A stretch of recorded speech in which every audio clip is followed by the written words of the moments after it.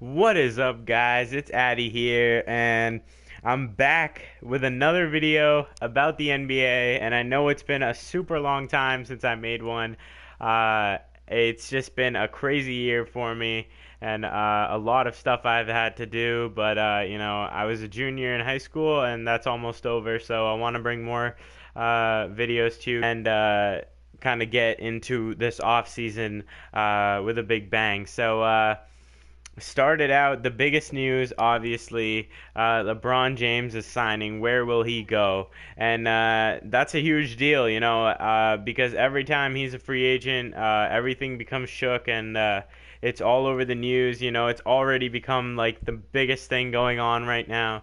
And why wouldn't it? I mean, it's a huge deal. And LeBron being the best player in the world, obviously.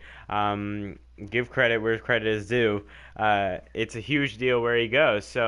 I'm really excited to see where he goes and where he lands, but this is basically my opinion on what's going to happen. And I think there's a huge problem with his offseason coming up because, at least for LeBron, because there's a lot of things he's going to face.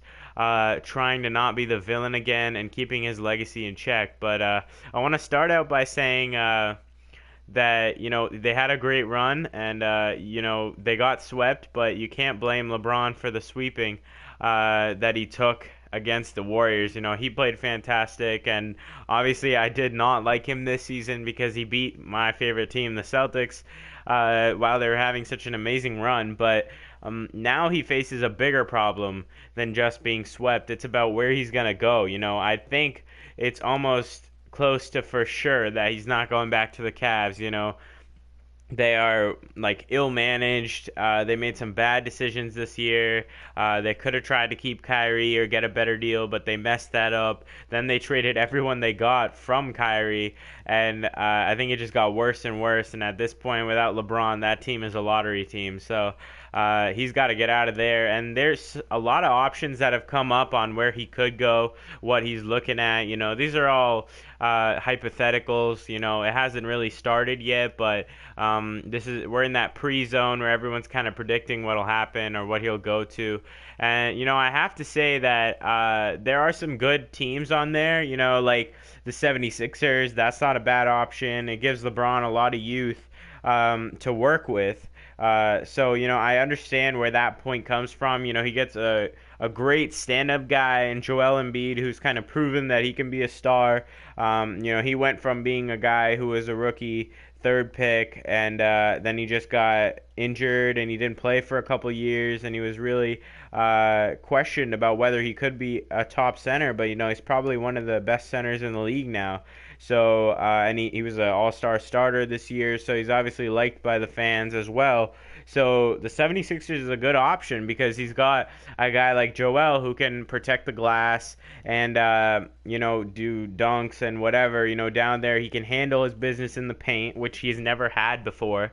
LeBron's had guys like Love and Chris Bosh, but those guys aren't really the same type of player as Joel is. And you obviously lose kind of a shooting aspect with Joel Embiid, but I think he's gotten better and better each year with his shooting. So I think he's going to progress that, and I don't think you need a three-point shooting center out of Joel. But moving on from Joel Embiid, you have Ben Simmons, who's a fantastic, but and Markelle Fultz, who really didn't get a chance this year, but he could grow into something. But all that sounds great to me. But personally, I think Philly isn't the best option for LeBron, and they've been called like a front runner. But to me, that's not the best option for him because at this point, he's for me, if I'm LeBron James and I'm in his mindset that I'm trying to beat the Warriors, that's what it's come down to in this NBA. Every single team in the NBA has to be saying that they're A, trying to build a team that's like the Warriors, and B, they're trying to beat the Warriors. They're trying to be better than the Warriors. That's the whole point because that's what's become the one issue. They are the one team that just dominates everybody, and credit to the Houston Rockets. They played fantastic against them, and that's why Houston looks like a great option because they played so fantastically without a guy like LeBron on their team. They had Harden, they had Paul, And in my opinion, if Chris Paul hadn't gone down, they might even have won that series. So they found a way to stop the Warriors that many teams haven't had in a long time. They were up 3-2 in the best of seven series, and then they blew the last two games because Paul couldn't play or whatever. That's all in the past, but you got to look at that for the future. That's a big deal. If I'm LeBron, I'm trying to go to a team that can contend for the Warriors without me even there. You don't want to go to a team where you're carrying them on your back. He's like 32, 33, and he's not got a lot of years left where he's going to be the guy carrying the team. He's got to think about going to a place where the burden isn't huge on him and where he can just go out there and play the type of basketball that he likes to play. So going to the Rockets is probably a better option for me than going to the Sixers, because there I still feel like somewhere down the line it's going to be him carrying, because those guys don't have any experience. Ben Simmons is a guy who plays a lot like LeBron, and credit to him, he's a fantastic player, and he could become potentially a great player in the future. But I think if LeBron went there, it's not in the best benefit for the Sixers in terms of Ben Simmons' development, because Ben Simmons won't be able to have the ball in his hands like he did this last year to develop himself into a top pick for that Rookie of the Year. That I think a big part of him being top for Rookie of the Year is that he had the ball in his hands and he was able to do what he was able to do in his college days as well. That's why he was so appealing, is a guy like Ben Simmons, who's like almost 7 feet tall, can run the point. That's fantastic, and something that appeals to teams a lot. So looking at the Sixers, they might not benefit from LeBron as much as they think they could, because they're built for a great future, and I hope Markelle Fultz gets his shot back, because I really liked him in college and what he did at the University of Washington. He was fantastic, but his jumper was super smooth, and he's obviously seemed to lose that with his shoulder injuries. But if he can somehow find a way to bring it back, he could be really great too. And if they give it some time, they could sign some younger guys and kind of build a dynasty in the future. Because a guy like LeBron, who's like 33 years old, the timing just doesn't seem right to me with LeBron there, and guys like Simmons and Embiid, such a big age difference, because LeBron will be there temporarily. He's not staying in the Sixers until he retires. I don't think so. I think the next team he goes to won't be a team that he stays forever. So if you're looking at it from that way, you're not winning for a long time. You might be winning in the near future, and even that is a very slim chance. Now, the problem with the Rockets is there are many, actually. If you look at the Rockets, they've got two guys who love having the ball. Another problem that was seen with Ben Simmons, but a guy like Chris Paul, he loves having the ball. He loves assisting. And I don't know how well they could play with a guy like LeBron, because I think Harden and Paul have had enough trouble trying to play with each other, and trying to fit in a guy like LeBron who also loves the ball. It's just a lot of off-ball, and LeBron is not that type of player to play off-ball basketball. He's not a guy who comes off screens and pulls up for three. He's a guy who drives it to the rim, who kicks it out, who dishes, who does everything a little bit with the ball in his hands. So I think it's important for him to go to a team where there are guys that know how to play with each other without having the ball.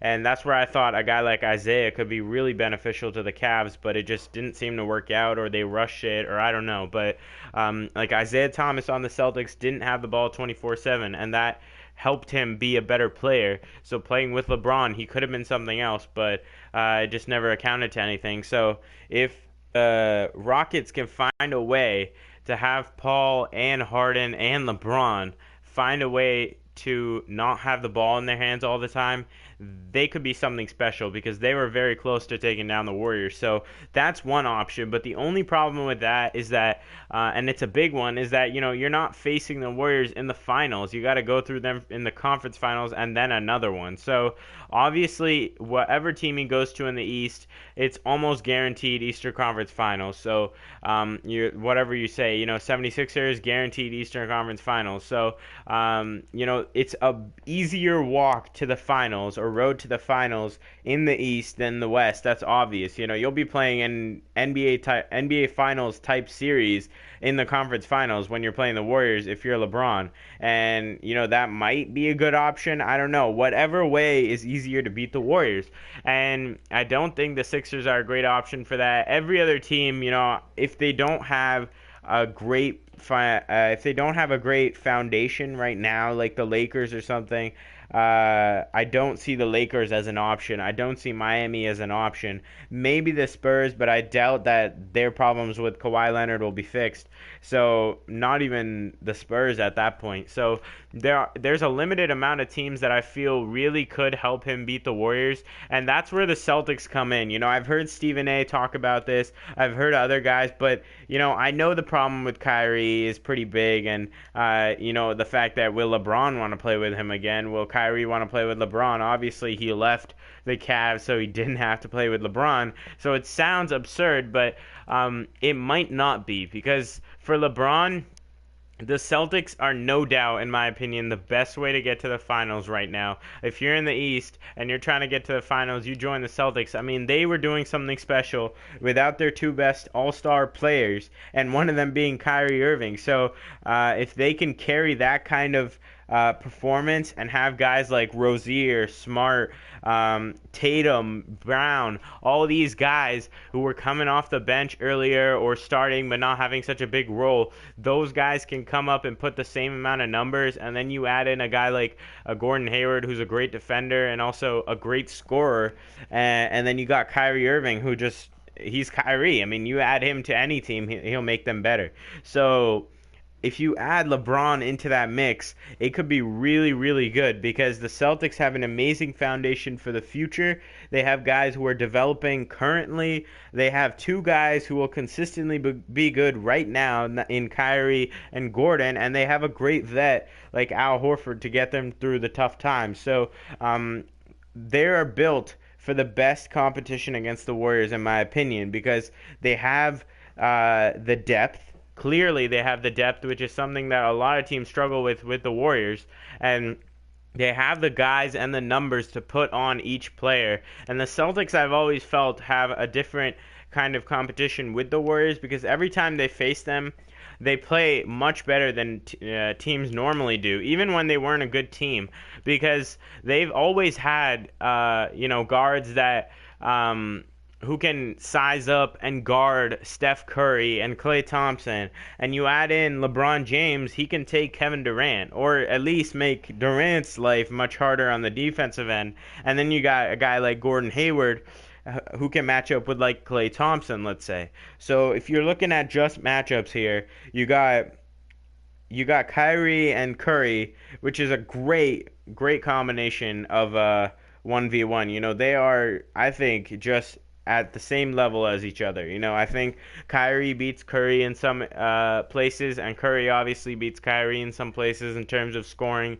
and shooting and whatnot. So that's always been a great competition to see in the finals. So excluding those two guys, you're looking further, assuming that Gordon Hayward starts at like the two position, let's say, I think he can score as much as Klay Thompson does on any given night, because Klay Thompson, his role has slowly decreased on this team, and it's not the same as it used to be. So I definitely think he can take on Klay Thompson and put up similar numbers as him every night. And then you got LeBron James, who's LeBron, and he's no doubt better than Kevin Durant, at least for now. So LeBron will no doubt take care of Kevin Durant. And then you got Al Horford, or you got Jason Tatum, which is probably what I would do, is when they run that Hamptons 5, I would play Iguodala on Jaylen Brown or Jason Tatum, whichever one you feel is better. And then you got Al Horford on Draymond Green. And I think that's a great matchup too. I mean, Draymond's a great defender, but I think Al has shown and proven time and time again that he's also a fantastic player, and he's got the age and he's got his veteranness to help lead the Celtics. So those guys cancel out as well. And then it's all about the depth, the bench you got. I mean, obviously you can't cancel out every player and know what he's going to do every night, but you can look at it from a statistical standpoint, and then you can see how their benches shape up. And then the Celtics just have so much depth that I think they could take a team like the Warriors. You know, the Warriors off the bench, they got, Jordan Bell or Sean Livingston,